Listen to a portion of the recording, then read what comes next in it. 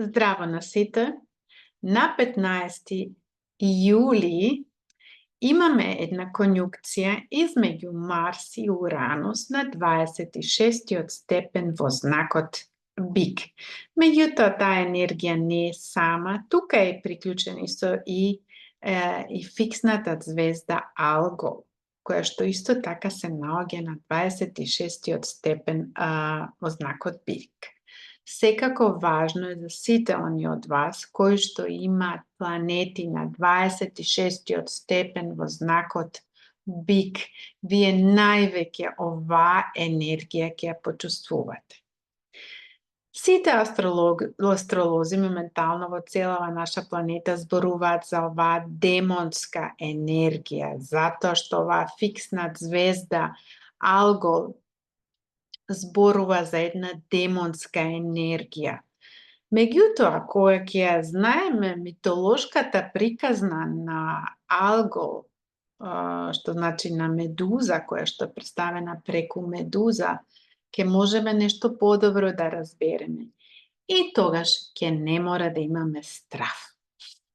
Затоа што повеќето луѓе сега ќе добијат страф од оваа констелација. Јас сакам да представам мојата слика на тоа како јас тоа го гледам, затоа што јас тоа го поврзувам со Медуза, со незината митолошка позадина. Која беше значи Медуза? Медуза е една жена која што била многу преубава, родена преубава жена.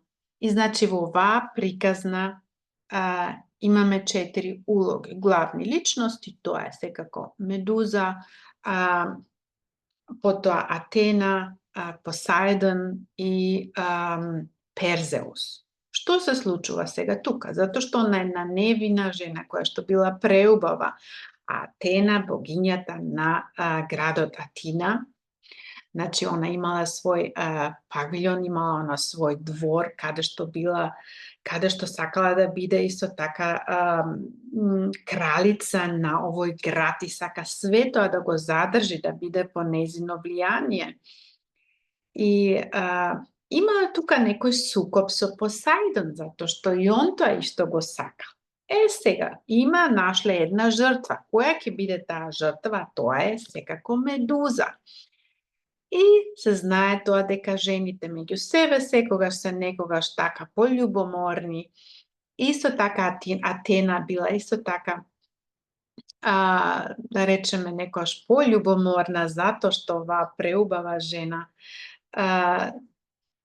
И секако тие жени што се поубави, на нив ќе им се љубомори. Зашто тоа е така? Ете, тоа е така и во митологијата исто тоа е така. Значи, Атена не била толку убава, а Медуза била убава жена. Сега, уште не зборуваме за една демонска енергија.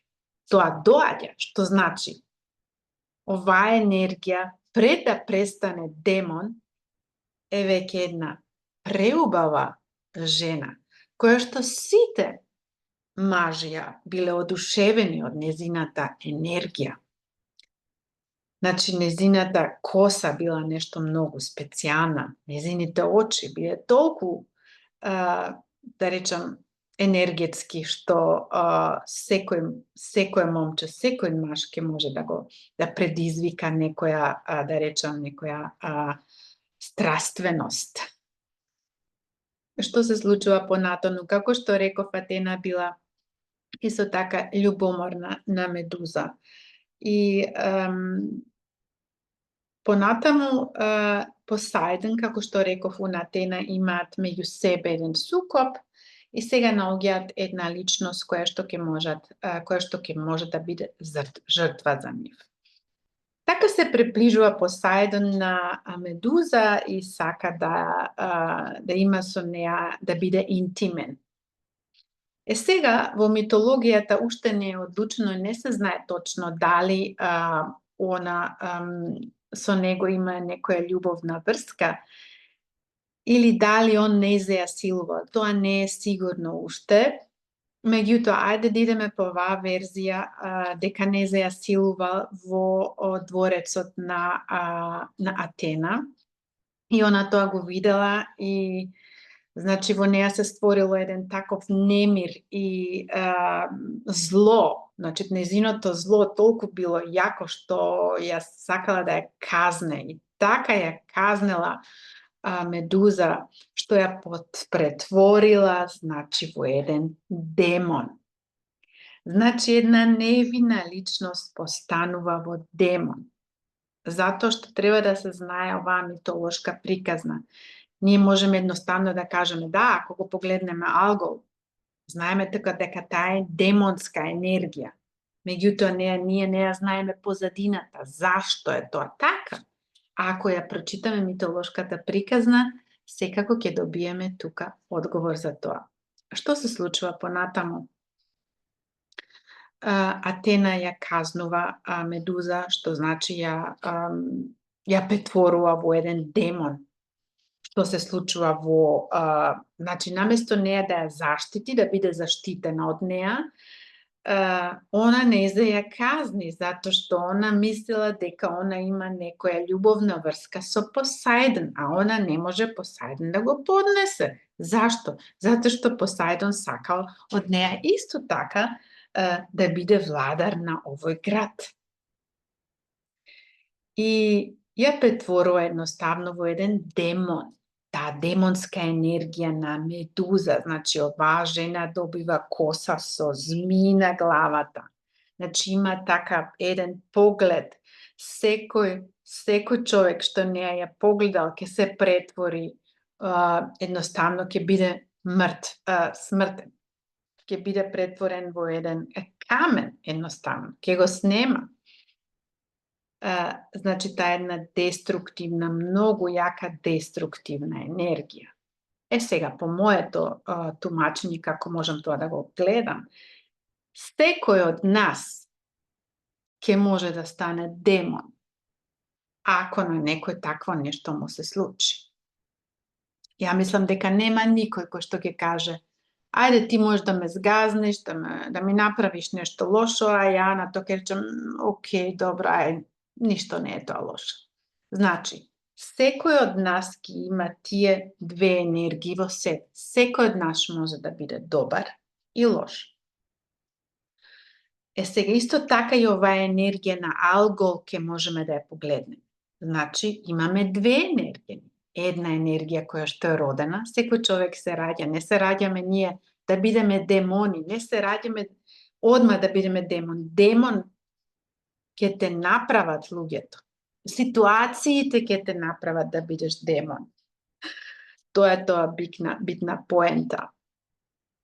Што се случува не понатаму, како да не беше доста доволно што веќе Атена и направило нешто лошо, ја казнела, доаѓа се една најголема казна.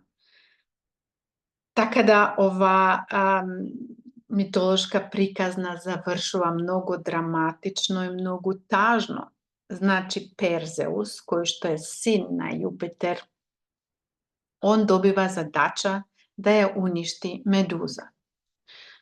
И сега он се упомагаат другите богови како да ја убие Медуза. И така една вечер он доаѓа на местото каде што Медуза живее и става пред очи како едно огледало, така да за да не дозволи она да го погледне него, затоа што она со секој поглед сите луѓе стануваат камен едноставно. И за да не се случи тоа, он добива од Атена едно огледало кој што и го представува пред очи. И во тој момент она него не може да го види и он го зима секако и ја уништува со еден нож ли, што било што тогаш во тоа време, и ја пресекува незината глава и така драматично, за жал, завршува оваа митолошка приказна. Секако дека оваа митолошка приказна иде и понатаму, дека се зборува дека од левата страна незината крв, да речеме од левата рака, е таа лоша енергија, да речеме, која што е отровна енергија. А од десната рака, од незината крв, таа е таа енергија која што е доста исцелителна. Значи, тука имаме исто така две енергии. Како што реков преска, дека она е родена, сите ние не се раѓаме како демони. Ние ќе бидеме направени такви. Сега, што е тука поентата, што е тука целта? Како што знаеме астролошки исто, што се случува на 15.7. се да се враќам на астролошкиот поглед, кој што реков Марс и Уранус права, значи една конјукција, овие две енергии се спојуваат и овие две планети не се наоѓаат во својот дом, што значи не можат да се истакнат така на еден најдобар начин. Кога се спојуваат секако со оваа демонска енергија, да речеме, таа една енергија што може да ни каже да не подстикне да се ослободиме од нешто. Затоа што овие две планети прават еден добар секстил со Сонцето во знакот Рак и со Нептун. Значи, на овој ден ништо страшно не може да биде. Се работи за тоа какви да дадеме некоја одлука во својот живот, да се ослободиме од нешто. И од што да се ослободиме? Од таа деструктивна енергија, од тој демонот што е во нас, секој во нас го носи тој демон. Кај некој малце поизразито можеме да го осетиме, кај некој е скриен, така да, што некој од, да речеме, од скриено може да биде демон. Значи, се работи за тоа да се ослободиме од таа демонска енергија, да се ослободиме од таа ситуација каде што се чувствуваме како жртва. Затоа што владарот на Венера исто така се наоѓа во знакот Лав и прави една опозиција со Плутон во знакот Водолија, што значи исто така сите љубовни врски, сите врски воопшто, да речеме љубовни врски, партнерски врски, односи, ќе можат тука да бидат да осетите некоја манипулација од Плуто, затоа што Плуто ти става една врста на манипулација, каде се чувстваш, каде уште си не си онака драматичен. Значи, каде се тука тие драматични ситуации? Каде се чувствуваш како жртва? Ослободи се од таа ситуација. Затоа што звездите тука ни помагаат. Марс и Уранус ни даваат голема поддршка, затоа што они на овој ден прават еден секстил, два секстила прават, значи доста поволна енергија да се ослободиме од оваа демонска енергија, подобро речено да се ослободиме, да не бидеме жртва, него да бидеме едно слободно битие. Во секој случај го посакувам секое добро. Кој е заинтересиран за една лична астролошка консултација, слободно ќе можете да ме контактирате.